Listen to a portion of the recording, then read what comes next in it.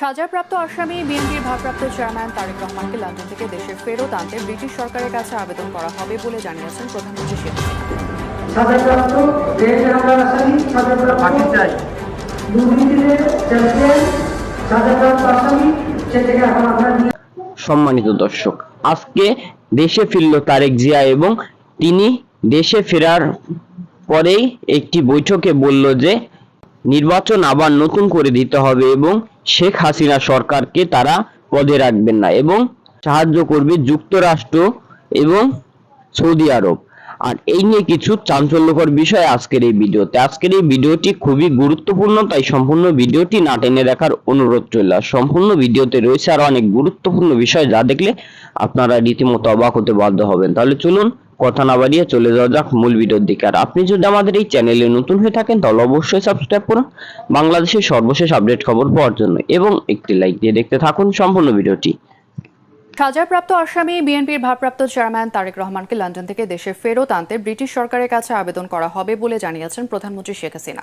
কোটালীপাড়া উপজেলার নবনির্বাচিত chairman, councillor এবং আওয়ামী লীগের নেতাকর্মীরা গণভবনের সাক্ষাৎ করতে গেলে তিনি বলেন, শুধু তারেক রহমান নয়, বঙ্গবন্ধুর আত্মস্বীকৃত খুনিদেরকেও দেশে ফেরত এনে সাজা নিশ্চিত করা হবে। মানুষের অর্থনৈতিক মুক্তি এবং দেশের অগ্রগতি অব্যাহত রাখাই তার সরকারের লক্ষ্য বলেও জানান প্রধানমন্ত্রী শেখ হাসিনা।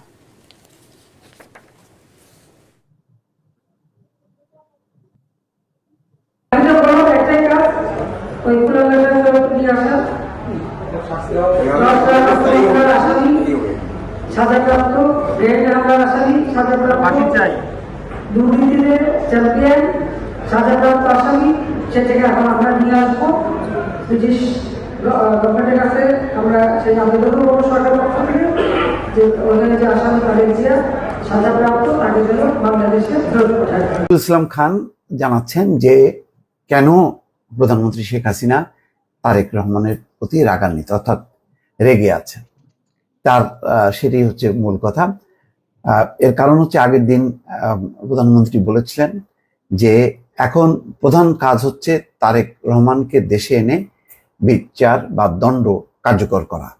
তারেক রহমান লন্ডনে অবস্থান করছেন, যেহেতু তার বিরুদ্ধে দণ্ডাদেশ ইতিমধ্যে দেয়া আছে, সুতরাং সেই দণ্ড কার্যকর করার কথা তিনি বলেছেন। তার প্রেক্ষিতে নজরুল ইসলাম খান বলছেন যে কেন, কি কারণে প্রধানমন্ত্রী শেখ হাসিনা তার প্রতি রেগে আছেন।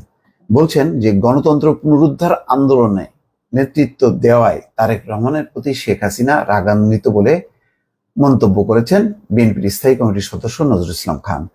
সোমবার এক মানববন্ধনে প্রধান অতিথির বক্তব্যে তিনি এই কথা বলেন। জাতীয় প্রেস ক্লাবের সামনে ঢাকা জেলা বিএনপির উদ্যোগে ঢাকা জেলা বিএনপির সভাপতি খন্দকার আবু আশফাক সহ কারাবন্দী নেতাকর্মীদের মুক্তির দাবিতে এই মানববন্ধন হয়। নজরুল ইসলাম খান সেখানে বলছেন, দেশের জনগণ যখন দুর্যোগে তখন তাদের বাঁচানো প্রধানমন্ত্রীর কাজ না, তার কাজ হচ্ছে তারেক রহমানকে দেশে এনে বিচারের মুখোমুখি করা। আসলে জিয়াউর রহমানকে শেষ করা হয়েছে, আরাফাত রহমান কোকোকে বিনা চিকিৎসায় মৃত্যুবরণ করতে হয়েছে, খালেদা জিয়াকে মৃত্যুর দিকে ঠেলে দেওয়া হয়েছে। এখন জিয়া পরিবারে আছেন তারেক রহমান, তাকেও শেষ করতে চায় তারা। তারেক রহমানের উপর মূল রাগ হচ্ছে গণতান্ত্রিক আন্দোলনের নেতৃত্ব দেওয়া। তিনি দেশের ডান বাম সমাজতান্ত্রিক ইসলামপন্থী সবাইকে গণতন্ত্রের পক্ষে ঐক্যবদ্ধ করেছেন, এটি হচ্ছে মূল রাগ। মানববন্ধনে প্রধান বক্তা ছিলেন বিএনপির সিনিয়র যুব মহাসচিব রুহুল কবির রিজভী। তারেক রহমানকে নিয়ে এসে বিচার কার্যকর করা হবে। গতকাল প্রধানমন্ত্রীর এমন মন্তব্যের কঠোর সমালোচনা করেন তিনি বলছেন, বিএনপি নেতাদের কারাগারে নিলে প্রধানমন্ত্রী ঈদের চেয়ে বেশি আনন্দ পান। তিনি আরো বলেন, প্রধানমন্ত্রী শেখ হাসিনা আরো একটি কাজ করে মহানন্দ লাভ করেন, সেটি হলো জিয়া পরিবারের বিরুদ্ধে বিষোদ্গার করতে। বেগম খালেদা জিয়াকে তিনি অনেকদিন ধরে বন্দী করে রেখেছেন, তাকে চিকিৎসাও নিতে দিচ্ছেন না। তার না মিলছে মুক্তি, না মিলছে উন্নত চিকিৎসা। এই সময় তিনি ঢাকা জেলা বিএনপির সভাপতি খন্দকার আবু আশফাক সহ কারাবন্দী নেতাকর্মীদের মুক্তি দাবি করেন। দর্শক, এই একটি নতুন রাজনৈতিক বিতর্ক, অর্থাৎ এমন একটি সময়ে হঠাৎ করে প্রধানমন্ত্রী খুব দৃঢ়তার সঙ্গে বলেছেন যে যেই তারেক রহমান, যিনি এখন দল চালাচ্ছেন বা বিরোধী জোটের নেতৃত্ব দিচ্ছেন, তিনি এখন লন্ডনে অবস্থান করছেন। আহ, এবং তাকে যেহেতু 21শে আগস্ট সহ কয়েকটি মামলায় তার বিরুদ্ধে দণ্ড দেওয়া হয়েছে, সুতরাং তাকে এনে বিচার করা হবে বা বিচারের যেই দণ্ড দেওয়া হয়েছে সেই দণ্ড কার্যকর করা হবে বলে খুব দৃঢ়তার সঙ্গে গতকাল বলেছেন। তার প্রেক্ষিতেই বিএনপির মধ্যে নেতাদের মধ্যে একটি ক্ষোভ তৈরি হয়েছে, যে এই কথাটি তারা এখন তাদের নানান কর্মসূচিতে ব্যক্ত করছেন। রাজনৈতিক এই বাদ প্রতিবাদ দ্বন্দ্ব আমাদের দেশে নতুন কিছু না, এগুলো অতীতেও ছিল, এখনো আছে, ভবিষ্যতে হয়তো। বেনজিরের সম্পত্তিও ক্রোক হয়েছে, র্যাবের ডিজি ছিল, আওয়ামী লীগের একজন এমপি আনার, শুনেন নাই তার নাম? সবাই শুনছেন। বিভৎস পরিণতি বাহিনীর প্রধান general Aziz, all prime ministers man, দেখেছেন সবাই?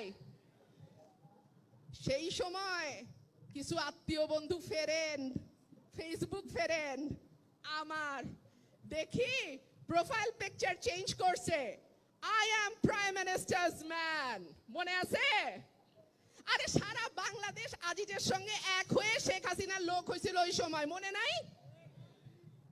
এইবার যখন ধরাটা পড়লো, আমি আবার ফেসবুকে ঢুকলাম, খুঁজা বাইর করি I am prime ministers man কারা, একটাও নাই।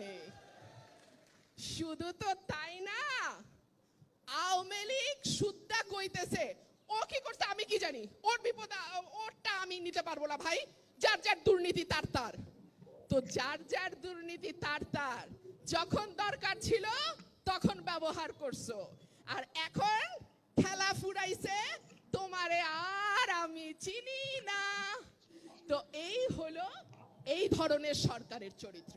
দুই হলো বেনজিরের সম্পত্তিও ক্রোক হয়েছে, র্যাবের ডিজি ছিল, একই অবস্থা একই পরিণতি, একই ধরনের পরিণতি বরণ করতে হয়েছে আওয়ামী লীগের একজন এমপি আনার, শুনেন নাই তার নাম? সবাই শুনছেন। বিভৎস পরিণতি, সেই পরিণতি নিয়ে আমি আর কথা বলবো না, বিভৎস পরিণতি তাকে বরণ করতে হয়েছে। শুধু এটুকুই বলি, তার যা যা কর্মকাণ্ড, তার যা যা অ্যালিগেশন তার বিরুদ্ধে আনা হয়েছে, খুব বেশি হলে ৫-৭% এমপি হয়তো এই ধরনের কার্যকলাপের বাইরে আছে। যেহেতু ভোটের দরকার হয় না, যেই কথাটা দিয়ে শুরু করেছিলাম, গণতন্ত্র কেন দরকার? দরকার এ কারণেই যে তাহলে অন্তত 5 বছর পর পর মানুষের কাছে ফিরে আসার একটা জায়গা তৈরি হয়, এবং মানুষের কাছে ফিরে আসতে হলে যাচ্ছে তাই করা, যেমন খুশি তেমন চলা, সেইটা সম্ভব হয় না। ভারতে মোদী সরকারের অনেক সমালোচনা আছে। মোদী সরকার ধর্মের কার্ড খেলে, মুসলমান সম্পর্কে জাতা বলে, শুধু তাই না, মুসলমানদের উপরে নৃশংসতম অত্যাচার ভারতে এইভাবে মোদী সরকারের সময় যেরকম হয়েছে অতীতে কখনো হয় নাই।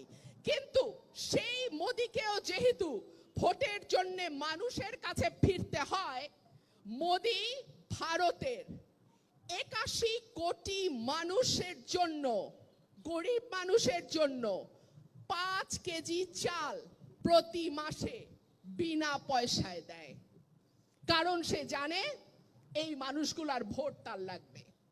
মোদী, এই জঘন্য মোদী একটা আয়ুষ্মান ভারত বলে প্রকল্প চালু করেছে, যেই প্রকল্পের অধীনে 50 কোটি মানুষ, একদম দরিদ্র যারা 50 কোটি তেমন মানুষ স্বাস্থ্য সেবা হিসেবে বছরে 5 লক্ষ টাকা পায়। এই টাকা দিয়ে তার চিকিৎসার খরচ সে মেটাতে পারে। সম্মানিত দর্শক, আশা করি সম্পূর্ণ ভিডিওটি না টেনে দেখেছেন এবং এই ভিডিওটি দেখে আপনারা অনেক কিছু বুঝতে পেরেছেন। আপনাদের যদি এই ভিডিওর উপর কোনো গুরুত্বপূর্ণ মতামত থেকে থাকে তাহলে অবশ্যই কমেন্ট বক্সে জানান, এবং আজকের এই ভিডিওটি এই পর্যন্তই। আবার দেখা হবে অন্য কোনো নতুন ভিডিওতে। ততক্ষণ সুস্থ থাকুন, ভালো থাকুন, আল্লাহ হাফেজ।